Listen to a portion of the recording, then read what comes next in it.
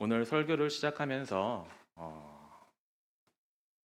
어렵지만 중요한 질문을 하나 던지면서 시작하려고 합니다. 여러분은 이 자리에 왜 어떤 마음으로 오셨습니까?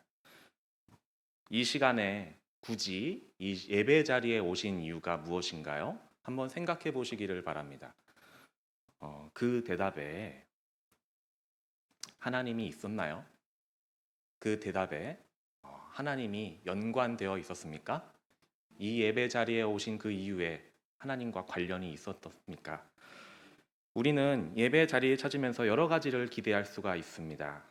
그런데 중요한 것은 하나님이 없는 그 모든 것은 아무런 유익도 없다는 사실입니다.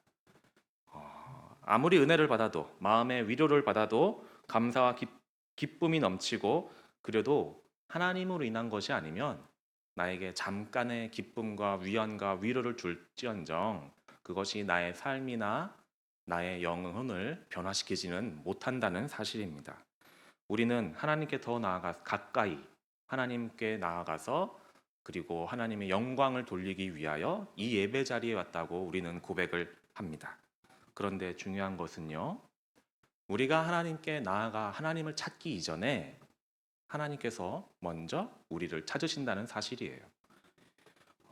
하나님께서 우리를 먼저 부르십니다. 그 은혜가 풍성한 그 은혜의 자리로요. 그러면 이렇게 생각해 볼 수 있죠. 하나님께서는 왜 우리를 먼저 부르실까요? 도대체 왜 우리를 부르셔서 하나님을 알게 하실까요? 하나님 그 크고 높으신 하나님을 낮고 낮은 우리에게 그리고 작고 작은 우리에게 알려주실까요? 오늘 말씀의 제목은요, 하나님의 짝사랑입니다. 오늘 본문을 통해서 그 하나님의 마음을 함께 나누며 은혜를 받는 이 시간 되기를 원합니다. 이스라엘 백성이 애굽에서 종살이를 하고 있을 때 하나님께서 모세를 그들에게 보내셨어요. 아브라함과 이삭과 야곱에게 하신 약속대로 그들을 구원하여 이제 약속의 땅으로 인도하여 내겠다고 말씀을 하셨죠. 그리고 애굽의 왕 바로가 보내주지 않자 그들에게 재앙, 10가지 재앙, 이적을 행하십니다. 그리고 마침내 이스라엘을 애굽 땅에서 이끌고 나왔습니다. 모세를 통하여서요. 오늘 본문 14장은 그 이후에 있던 이야기입니다. 그렇게 오랜 시간이 지나지 않았어요. 그때 하나님께서 모세에게 이렇게 말씀하십니다. 14장 1절에서 2절인데요. 여호와께서 모세에게 말씀하여 이르시되 이스라엘 자손에게 명령하여 돌이켜 바다와 믹돌 사이의 비하이롯 앞 곧 바알스본 맞은편 바닷가에 장막을 치게 하라. 아멘. 하나님께서 모세에게 바닷가에 장막을 치게 하라고 하십니다. 그런데 그 위치가 어디냐면 굉장히 구체적인데요. 바다와 믹돌 사이의 비하이롯 앞 곧 바알스본 맞은편 바닷가입니다. 하나님께서 딱 한 장소를 그 한 장소를 정해 놓으신 거예요, 이미. 그리고 거기서 가다가 나온 바닷가에서 잠깐 쉬었다 가라라는 게 아니라 그 곳을 정하시고 그곳에 장막을 치라고 말씀을 하셨어요. 그것은 무슨 말이냐면 하나님께서 의도와 계획을 가지고 그곳에 장막을 치라고 하셨다는 사실입니다. 왜 이렇게 생각할 수 있냐면요. 이게 가다가 이 바다가 그들이 가는 길에 그냥 옆에 이렇게 딱 있게 된 게 아니기 때문이에요. 어떤 표현이냐면 3절을 보면 이렇게 알 수 있습니다. 바로가 이스라엘 자손에 대하여 말하기를 그들이 그 땅에서 멀리 떠나 광야에 갇힌 바 되었다 하리라. 이렇게 말씀하고 있어요. 그러니까 하나님께서 말씀하시기를 바로의 생각에는 이스라엘 백성들이 광야에 갇혔다라고 할 것이다 라는 것이죠. 그러니까 지금 바로가 보기에는 이스라엘 백성들이 바다와 광야 사이에 갇혔다라고 되는 거예요. 그러니까 이스라엘 백성들은 지금 이 장소에서 바다에게 가로막혀 있는 상황입니다. 그런데 이상한 것이 있습니다. 분명 이스라엘 백성을 인도한 분은 누구입니까? 하나님이시죠. 구름 기둥과 불 기둥으로 인도하신 이가 하나님이십니다. 그러면 하나님께서 지금 이 바다로 막힌 이곳까지 일부러 막다른 길로 인도하셨다는 얘기가 되는 거죠. 그럼 하나님께서 왜 이렇게 하셨을까요? 실수하셨을까요?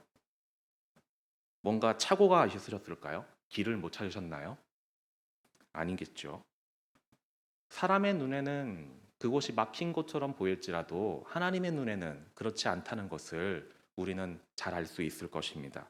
이곳에는 하나님의 계획과 어떤 의도가 있다라고 우리는 생각할 수 있는 거죠.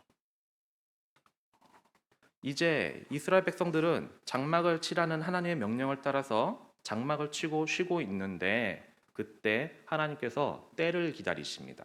4절을 보면 이렇게 나와 있어요. 내가 바로의 마음을 완악하게 한즉 바로가 그들의 뒤를 따르리니 내가 그와 그의 온 군대로 말미암아 영광을 얻어 애굽 사람들이 나를 여호와인 줄 알게 하리라 하심에 무리가 그대로 행하니라. 아멘. 바로가 그들의 뒤를 따를 것이다라고 말씀하신 거죠. 그래서 하나님께서는 지금 무엇을 기다리고 계신 거냐면 일부러 이스라엘을 막혀 있는 바다 앞으로 이끌어 오시고 그들에게 장막을 치고 아예 쉬게 하시고 그리고 이제 뒤를 애굽의 군대가 또 막게 하시는 거예요. 하나님께서 일부러 이 장면을 연출을 하셨습니다. 무대를 계획하고 계신 거죠. 예. 그 장소, 바다와 믹돌 사이 비하이롯 앞, 봇 바알스본 앞 바닷가 맞은편. 예. 그 장소에서 이스라엘과 바다 그리고 바로의 군대라고 하는 이 무대가 연출되기를 하나님께서 만들어 오신 거예요. 그리고 그들을 통하여서 그 장면을 통하여서 하나님께서는 이제 바다 그들 눈에 막힌 것 갇힌 것처럼 보이는 바다를 열어서 그들을 구원의 길로 인도하실 것입니다.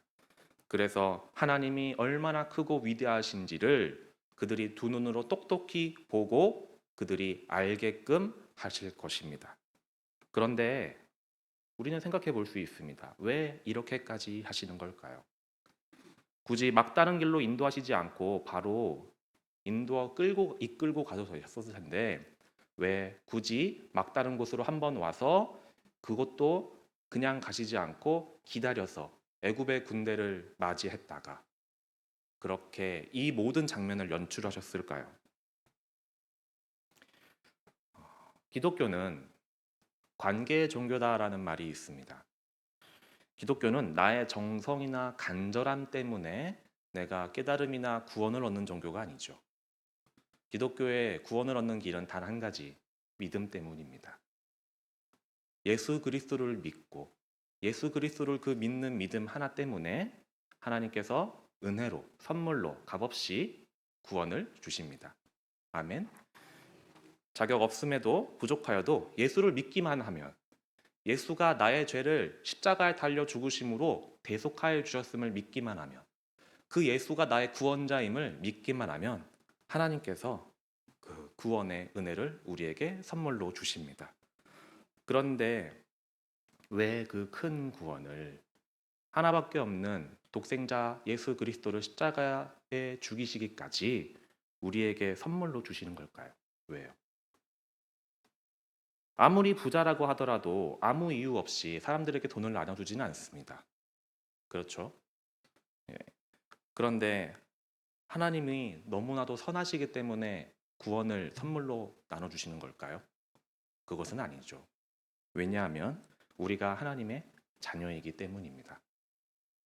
하나님께서 저와 여러분을 자녀 삼아 주셨기 때문에 선물로 그 믿음으로 인하여서 선물로 구원을 주시는 것입니다.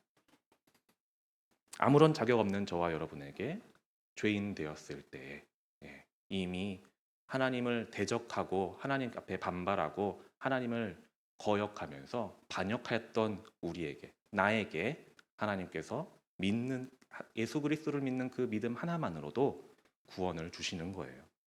자녀이니까요. 그 은혜의 모양은 삶에서 여러 가지로 나타날 수 있어요. 우리의 필요가 채워지기도 합니다. 물질이 채워지기도 합니다. 어려웠던 관계가 회복되기도 합니다. 자녀와의 문제들이 해결되기도 합니다. 그리고 직장에서의 문제, 취업의 문제, 승진의 문제, 일자리의 문제들이 해결되는 모통으로 나타나기도 합니다.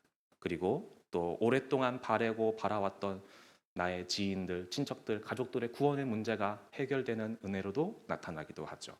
그런데 이 모든 것은 하나님께서 우리에게 주시면서 하나님이 바라시는 것은 단 한 가지, 관계의 회복을 하는 것이에요. 무슨 말이냐면요. 지금 좌우를 한번 바라보실까요? 앞뒤 좌우를 보시면 지금 옆에 사람이 있죠? 그렇죠? 옆 사람이 자신을 건드리면 그 터치를 느낄 수가 있죠. 그렇죠? 옆 사람이 시끄럽게 떠들면 그 소리를 들을 수 있겠죠. 때로는 그 소리가 너무 거슬리기도 하겠죠. 그렇죠? 주여 나왔습니다. 그런데 우리가 옆 사람을 이렇게 인식할 수 있는 것처럼 왜 하나님을 인식하기가 그렇게 어려울까요? 그것은 아담의 범죄 이래로 우리가 타락하여서 하나님과의 관계가 끊어졌기 때문이에요.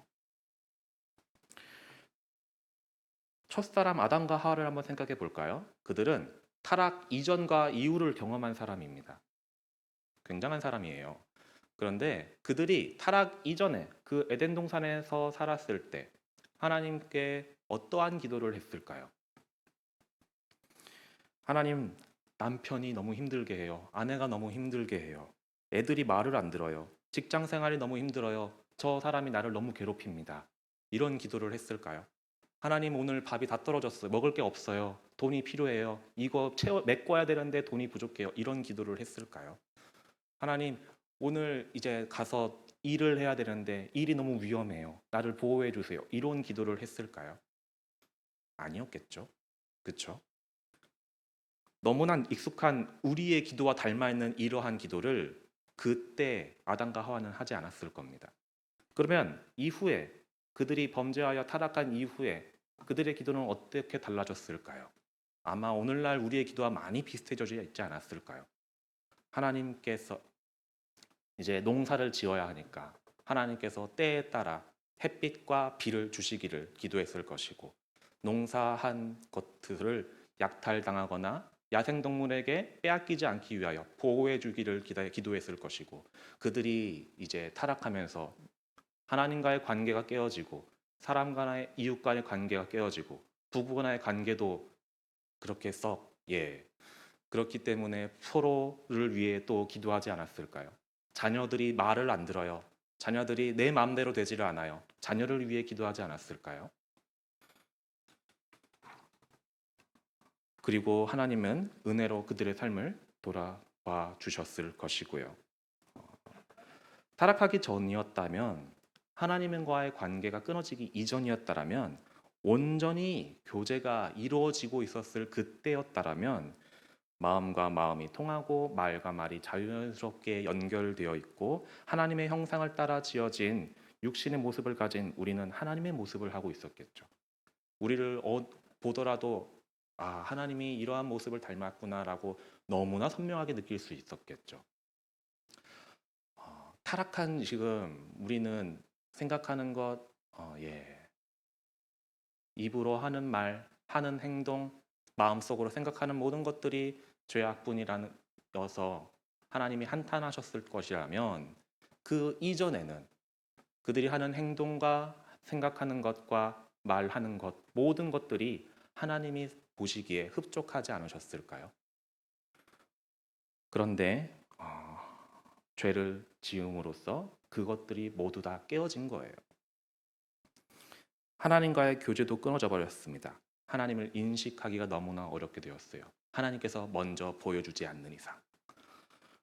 하나님께서 그 손길을 내밀어 주지 않는 이상 우리는 하나님을 인식하기가 어려워졌습니다. 불가능해졌습니다. 그래서 그 손길을 우리는 은혜라고 얘기를 합니다. 알려주셔야 돼요. 그래서 하나님과의 관계 회복이 필요해졌어요. 마치 이런 거예요. 어렸을 때 자녀를 잃어버렸어요. 지금은 좀 실감이 나지 않지만 전쟁이다, 뭐 피난길이다 하면서 자녀를 잃어버렸다고 가정을 해봅시다. 20년 후에 그 자녀를 다시 만났어요. 어렵게 어렵게 상봉을 했습니다. 그런데 너무나 장성해버린 그 아이는 이제 다른 부모라고 여기면서 내가 친부모인지를 몰라보는 거예요.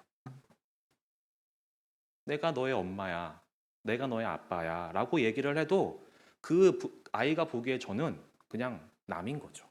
아저씨, 아줌마인 거죠. 그냥 옆집 아저씨보다도 더 못한 대면대면한 그런 사이가 되어버린 거예요. 그러면 여러분들은 어떻게 하시겠습니까? 아, 그렇구나. 어쩔 수 없네 하고 포기하시겠습니까? 만약에 여러분이라면 포기하시겠어요? 절대 아니겠죠. 그렇죠? 무엇이라도 하지 않으시겠습니까? 그 관계를 회복하기 위해서라면 무엇이라도 하지 않겠어요? 이것도 하고 저것도 해보고 오래오래 찾아가 만나기로 하고 계속 연락하고 그러지 않겠습니까? 그러한 것들이 하나님께서 우리와 지금 관계를 회복하려고 하시는 그러한 모습인 거예요. 제가 유튜브에서 한 영상을 본 적이 있습니다. 아침에 그냥 일상적인 영상이었어요. 아침에 아버지가 자녀를 태우고 이제 학교에 데려다 주는 영상이었어요. 그런데 딱 도착을 했는데 자녀가 뒤에서 고마워요, 아빠 하는 거예요. 그런데 앞에 있던 아빠가 그 말을 듣고 뭐라고 했니? 라고 다시 물어보는 거죠. 깜짝 놀라서는. 그래서 그 아이가 다시 한번 고마워요, 아빠라고 얘기를 합니다. 알고 보니 그 아이는 입양된 아이였고 아직까지 아빠라는 표현을 한 번도 해본 적이 없었던 거예요. 그날이 처음이었던 거죠. 그러면서 그 영상 속에서 아버지는 자녀한테 너무나 고맙다고 얘기를 하면서 이렇게 얘기를 합니다. 너가 오늘 하루를 나에게 얼마나 특별한 날로 만들어줬는지 모른다. 나는 이제까지 그래왔던 것처럼 아빠로서 너를 책임질 거고 너를 보호할 거고 너를 위해서 무엇이든지 다 해줄 것이다. 너는 내 아이다. 내 자녀다. 라고 그런 얘기를 해줬어요. 입양아의 그 아버지는 그 자녀에게 아버지로 인식되기 위해서 어떠한 일들을 해왔을까요? 무슨 일을 해왔을까요? 모든 걸 다 하지 않았을까요? 그렇죠? 그리고 결국 아버지라고 불러줬습니다. 그리고 아버지라 불린 이후로도 자녀를 책임지고 보호하고 먹이고 입히고 자신이 아버지로서 할 수 있는 것은 뭐든지 다 하겠다고 이야기를 해요. 그러면 하나님 아버지의 마음은 어떨까요? 나와의 관계를 회복시키기 위해서 하나님이 하시는 일이 무엇이 있었을까요? 무슨 일을 하셨을까요? 잃어버린 나를 되찾기 위해, 여러분들을 되찾기 위해 무슨 일을 하셨을까요? 독생자 예수 그리스도를 보내셨습니다. 삼위일체인 하나님께서 성자 하나님이신 예수 그리스도께서 사람이 되셔서 이 땅에 오셨어요. 그리고 모욕과 고통을 받으면서 십자가에 달려 죽으셨습니다. 육신의 죽음을 이루시고 나 때문에 단지 나를 되찾기 위해서 그 모든 일을 당하셨어요. 너는 내 아들이야, 내 딸이야. 내가 너를 되찾을 거야. 내 목숨을 내어 주어서라도 사람이 되어 십자가에 달려 죽어서라도 내가 너를 되찾을 거야. 하나님께서 그렇게 말씀하시는 거예요. 내가 너를 다시 내 자녀로 삼을 거야. 나는 널 절대 포기하지 않을 거야. 이렇게 말씀하시는 거예요. 본문에서 이스라엘이 딱 그렇습니다. 400년, 430년 정도 애굽에서 종살이를 하던 그들에게는 하나님께서 그들의 조상들에게 하신 약속을 기억하고 그들에게 모세를 보내셨습니다. 그런데 그들은 처음에는 그 모세의 말을 듣고 반가워했어요. 그렇죠? 그들이 너희의 조상의 하나님, 아브라함과 이삭과 야곱의 하나님이 나를 보내서 너를 이곳에서 구원하여 건져낼 것이라고 말씀을 하니까 그들이 너무 좋아하면서 하나님을 찬양했습니다. 그런데 모세가 바로에게 갔다 오자 바로가 바로 수긍했나요? 아니었죠. 그들에게 더 힘겹게 일을 시켰습니다. 그러자 그들이 어떻게 변했습니까? 모세에게 찾아가서 모세에게 따졌어요. 너희가 우리를 죽게 만드는다. 너희 때문에 우리가 힘들어졌다. 이러한 것들은 수백 년 전에 있었던 그 하나님의 약속은 지금 내가 고단해지고 죽게 되어자 별로 상관이 없어진 거예요. 그때 조상의 하나님과 나의 하나님과는 별 같지가 않은 다른 거죠. 다른 이야기, 다른 하나님이 된 거죠. 그래서 이스라엘의 하나님이라고 하더라도 지금 내가 당장 죽게 되어 있으니 나를 살리지 않으면 나는 아무런 상관없다라는 말인 겁니다. 이 땅에서 살아가고자 하는 그리스도인들의 삶을 저는 이렇게 표현하고 싶습니다. 다시 찾은 하나님 아버지와 나와의 하나님 아버지의 자녀로서 내가 친밀해지는 과정이다. 다시 한번 말씀드리면요. 다시 회복한 하나님 아버지와 그분의 자녀로서 내가 친밀해지는 과정. 우리가 예수님을 영접하고 주로 고백하고 하나님의 자녀가 된 그 순간부터 그 마지막 호흡을 다하는 그 순간까지 우리 이 땅에서 우리가 더 주력해야 될 것은 무엇이느냐? 하나님과 친밀해져 가는 것입니다. 다른 표현으로 하면요. 하나님을 더 사랑하고 하나님께 더 가까워지고 하나님을 더 알아가고 하나님과의 교제가 더 풍성해지고 하나님과의 이야기가 내 삶에 많아지는 거예요. 하나님께서 일하신 일들이 내 삶에 더 많아지는 거예요. 그렇게 오늘보다 내일, 내일보다 더 먼 미래 하루하루 살아갈수록 그렇게 된다면 우리의 신앙생활은 성공이라 할 수 있습니다. 그래서 우리의 삶에는 고난도 있습니다. 필요하다면 그 고난을 거치면서 하나님께서 은혜로 채우십니다. 통과하게 하세요. 그래서 하나님과의 이야기가 많아지는 거예요. 그 고난을 여러분도 혹시 고난을 지나고 있는 분이 계시다면 고난에 집중하지 마시고 내 안에 계신 하나님 아버지에게 집중하시기를 바랍니다. 그 아버지께서 나에게 무엇을 말씀하시려고 하는지 내 눈에 지금 가로막힌 것 같은 이 바다를 어떻게 열려고 하시는지를 그 하나님 아버지께 집중하시고 하나님 아버지를 더 알아가는 기쁨이 넘치기를 소망합니다. 아멘. 그렇게 해서 하시는 것은 무엇인가요? 내가 너의 아버지다. 이걸 알게 하시라는 거죠. 예. 나야, 내가 바로 너를 구원한 하나님이야. 너를 독생자 예수 그리스도를 십자가에 내어 죽어서라도 되찾은 내 자녀야. 나는 너를 포기하지 않을 거야. 이 말씀을 하시려는 거예요. 여러분을 향한 이 하나님의 부르짖음이 들리지 않으십니까?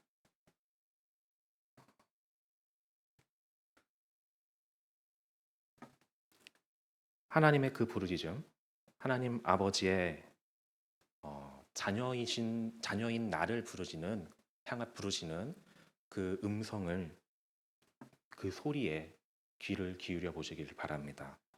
하나님의 마음을 떠올려 보시기를 바랍니다. 나를 향한 아버지 하나님의 마음이 어떠하실지를 한번 생각해 보시기를 바랍니다. 오늘 제목을요, 하나님의 짝사랑이라고 전했잖아요. 짝사랑 얘기가 안 나와가지고 무슨 말인가 하시겠 텐데, 저는 어머니를 참 사랑합니다. 어머니한테 사랑한다는 얘기는 잘 하신 적은 없는데요. 근데 어머니께서는요, 저를 더 많이 사랑하세요. 어머니들은 다 아시겠죠? 예. 제가 아무리 어머니 사랑한다고 해도 어머니께서 저를 사랑하는 것에 비하면 이것 비교도 할 수가 없어요. 그래서 저는 이렇게 표현하곤 해요. 다른 사람들에게 어머니는 저를 짝사랑하신다고요. 근데 어느 날 깨달았어요. 하나님께서도 마찬가지 아닐까. 내가 하나님을 사랑하는 것보다 하나님이 날 사랑하는 게 더 크지 않을까. 내가 요 사람으로서 요만큼 그냥 사람의 한계로 하나님을 사랑하는 것보다 그 전능하신 영이신 하나님께서 나를 향하여서 보이신 그 사랑만으로도 이렇게 큰데 보이지 아니하신 사랑은 얼마나 더 클까? 비교할 수가 없는 거예요.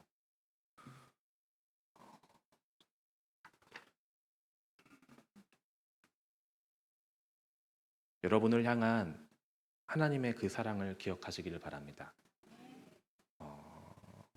여러분, 저와 우리는 동일한 그 하나님의 사랑을 받고 있는 존재입니다. 귀중한 존재예요. 사랑스러운 존재예요. 옆 사람들에게 말씀하실까요? 사랑스러운 존재입니다. 네, 네네. 하나님께서 여러분들에게 주시려고 발만 동동 구르고 계시는 그 모습을 한번 생각해 보세요. 여러분들이 자녀에게 이거 먹고 가야 되는데 아침에 김에 싸가지고 밥 이렇게 넣어주실 때 있잖아요. 이거 약 먹여야 되는데 이 물 마셔야 되는데 비타민 C 줘야 되는데 먹어야 되는데 그렇게 하나님께서 여러분을 보고 계십니다.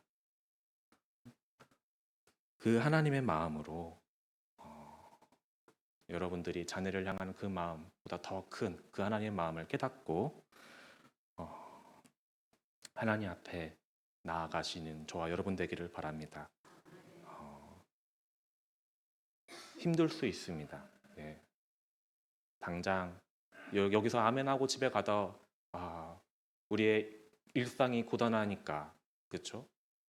이스라엘 백성들이 그랬듯이 오늘 당장 이제 죽을 것 같으니까 모세를 원망했던 것처럼 우리의 삶이 막 그렇게 다이나믹하게 변하지 않을 수도 있어요.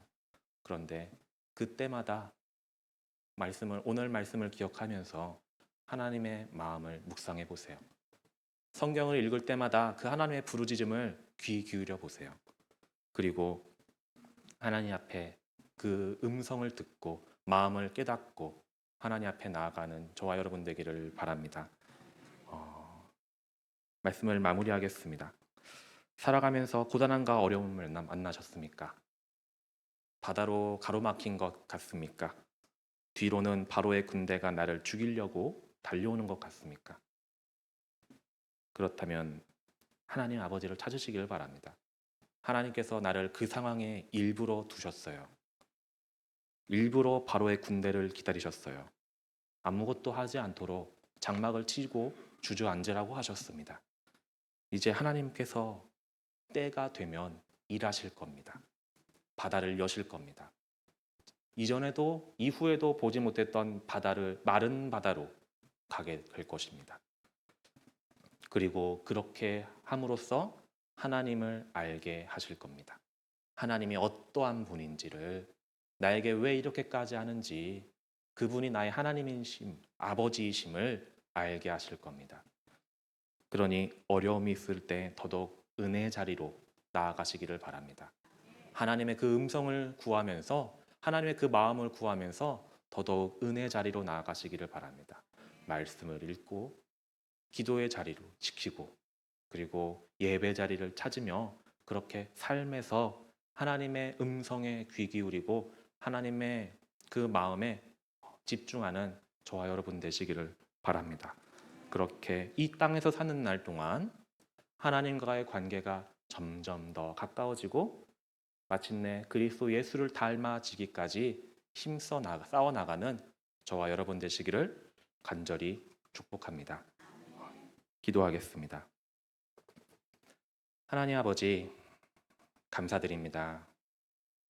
오늘 이렇게 하나님의 마음을 함께 나누고 우리가 하나님의 마음이 나를 향한 하나님의 그 크신 마음이 무엇인지를 아주 조금이라도 알게 하심을 감사드립니다.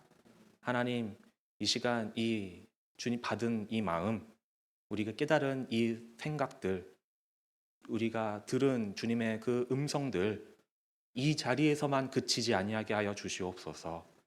이제 돌아가서 삶의 자리에서, 일상의 자리에서 나를 변화시키도록 하여 주시고 삶을 변화시키도록 주님 일하여 주시옵소서. 우리를 붙들어 주시옵소서. 그렇게 우리가 하루하루 더욱더 하나님께로 나아가게 하시고 하나님과 가까워지며 하나님을 더욱더 사랑하는, 그렇게 하나님의 짝사랑이 아니라 서로 사랑할 수 있는, 그렇게 고백할 수 있는 부족한 우리들 되게 주님 우리를 도와주시옵소서. 예수님의 이름으로 기도드립니다. 아멘.